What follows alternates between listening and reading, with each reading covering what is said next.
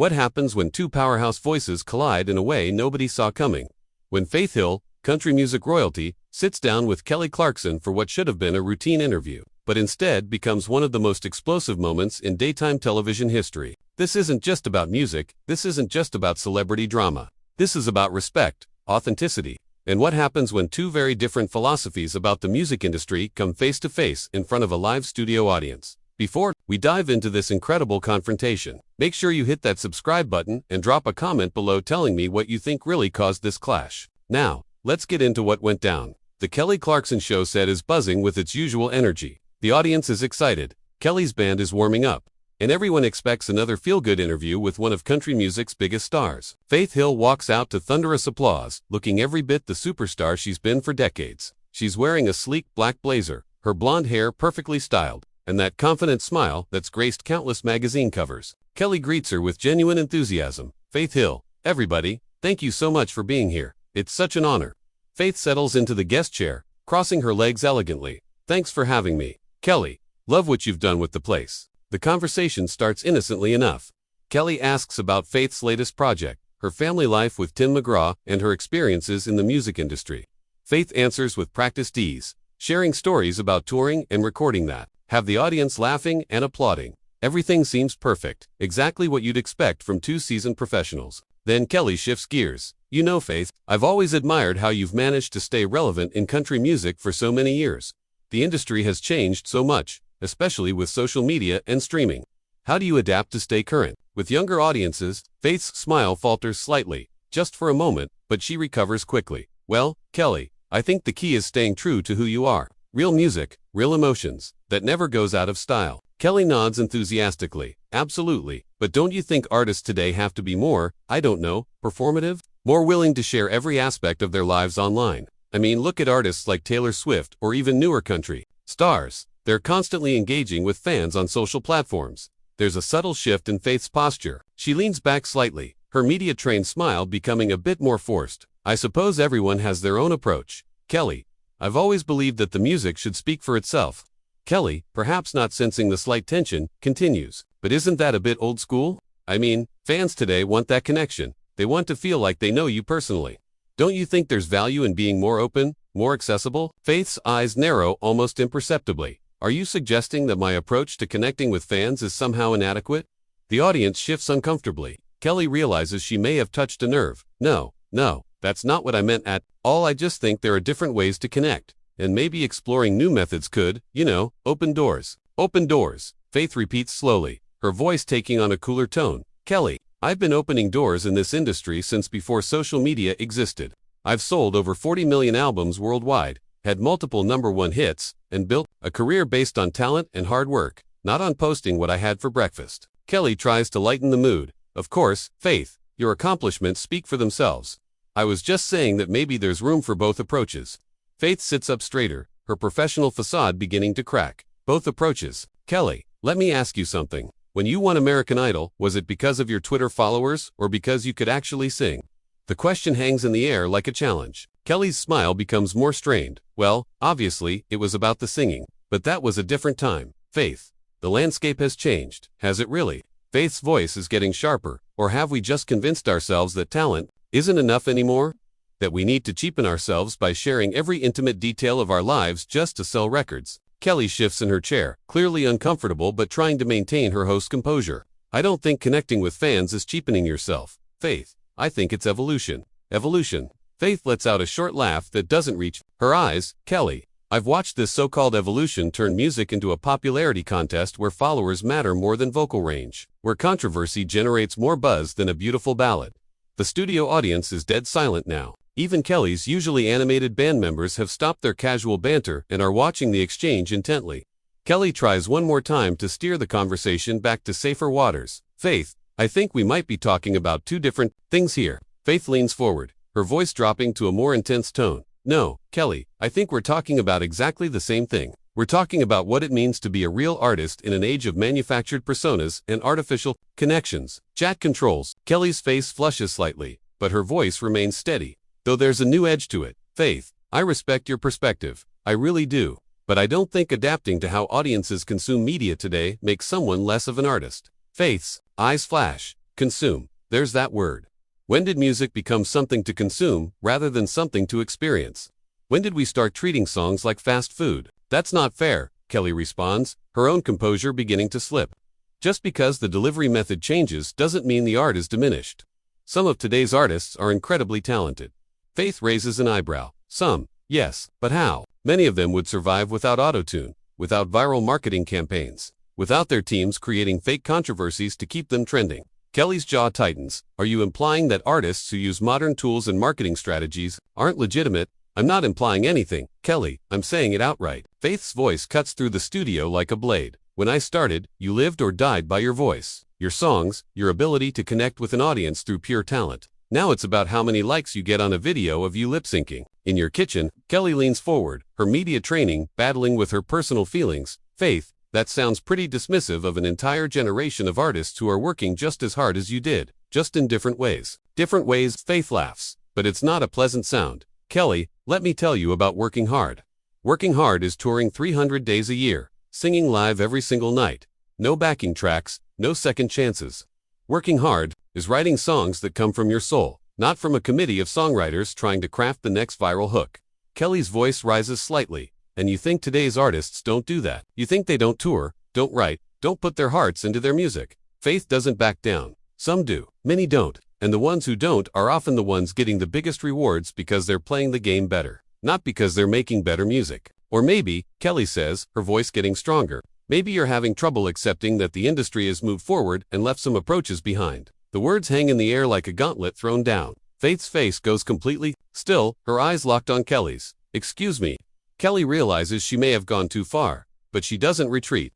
I'm just saying that every generation of artists thinks the next generation is somehow lesser. Maybe the problem isn't with the new artists, maybe it's with the older ones who refuse to evolve. Faith's voice drops to barely above a whisper, but somehow, it carries more menace than if she had shouted. Kelly, are you suggesting that I need to evolve? I'm suggesting that maybe being stuck in the past isn't the answer to staying relevant.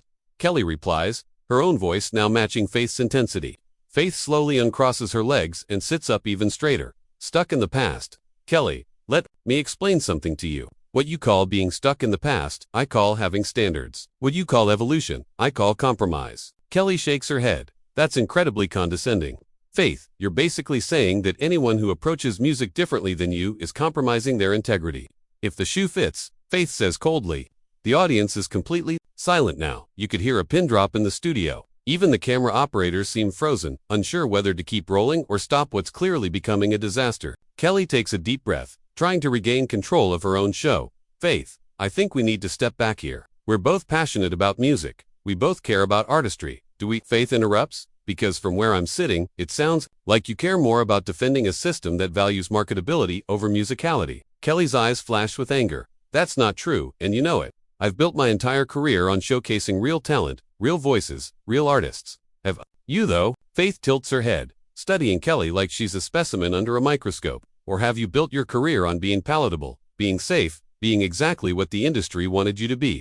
Kelly stands up abruptly, her composure finally cracking. What is that supposed to mean? Faith remains seated, calm as a cobra. It means, Kelly, that maybe before you lecture me about evolution and staying relevant, you should ask yourself whether you're championing authentic artistry or just defending the system that made you comfortable. Kelly's voice shakes slightly with anger. I have never compromised my artistic integrity. Faith, never. Faith slowly rises from her chair, her movements deliberate and controlled. Then why does this conversation threaten you so much? The question cuts deep, and Kelly's face shows it. She struggles for words. It doesn't threaten me. Faith, it disappoints me. I thought you were better than this kind of elitist attitude. Elitist. Faith's voice rises for the first time. Elitist because I believe that talent should matter more than Instagram followers. Elitist because I think music should move souls. Instead of just moving units, Kelly steps closer. Elitist because you're dismissing an entire generation of artists and the people who love their music. Elitist because you think your way is the only legitimate way. Faith meets her halfway, the two women now standing face to face in the center of the stage. And what would you call dismissing decades of musical tradition and artistic standards in favor of whatever trend gets the most clicks? Chat controls Sonnet for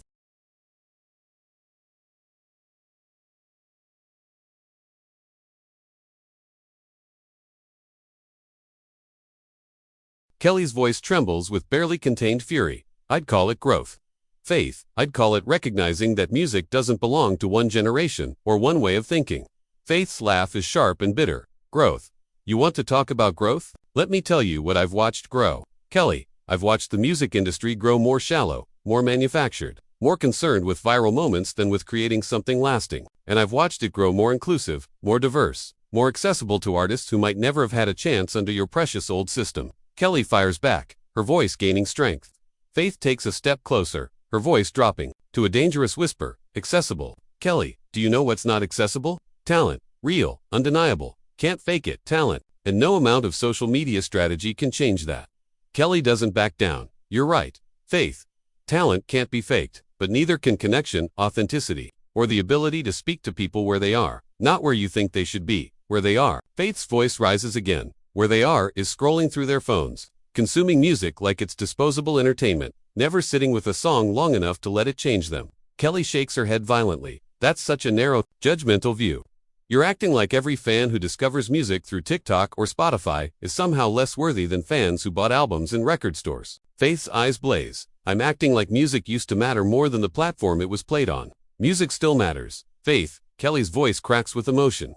It matters to the teenager who finds comfort in a song they discovered online. It matters to the artist who finally gets heard because they don't need a record label's permission to share their voice. It matters to everyone you're dismissing with your superiority complex.